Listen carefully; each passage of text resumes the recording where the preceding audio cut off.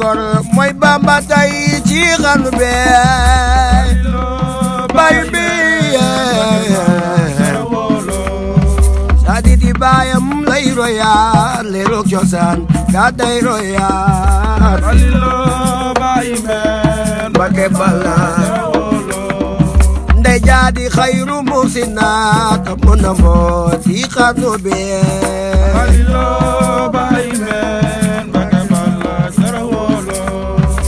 ma wax la lëf ci ay jikkoom lewet wa yob ànd ak sa goom bayu bi nirul na Bamba mën na doom ma mën na ker sa xarnu bi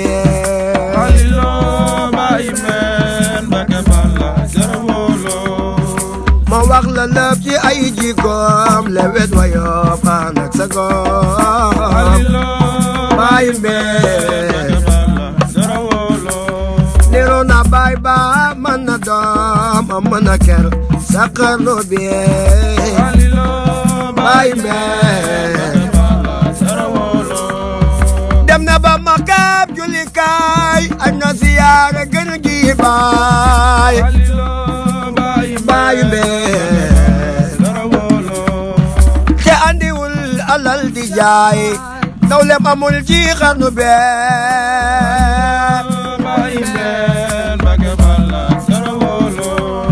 taalifi baayam may wayam moo doonu du si xam-xamam bayu be moo naa ci géej gi ka mama si rumbatoy na xarnu be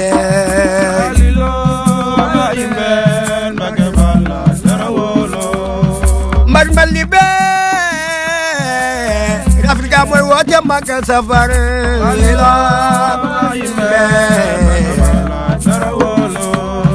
mbali be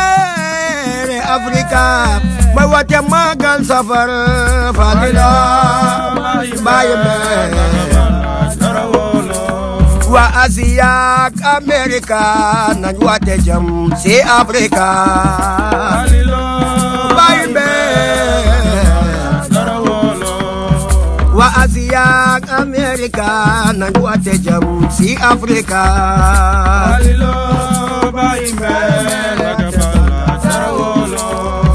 marmali be Afrika mooy woote Magal safar bayu be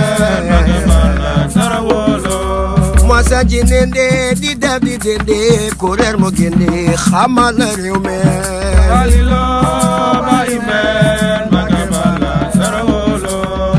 lu soona wax seet waayam do jàmbat Seex Fallu daamat ma taale réew mi bayu be lu dox di yor sek lu ñëw mo fab teeg di xaar lu jot nag mu def ci réew mi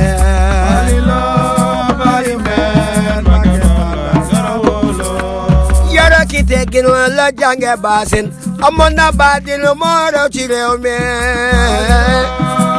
bayu be sagal ustaasam di déglu baatam moo doonu baamam mi gan ci réew mi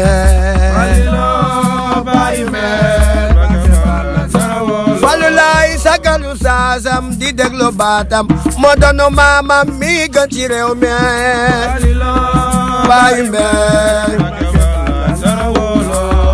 alayhi salla rabbul jalla tamay no malla jabo ci réew mi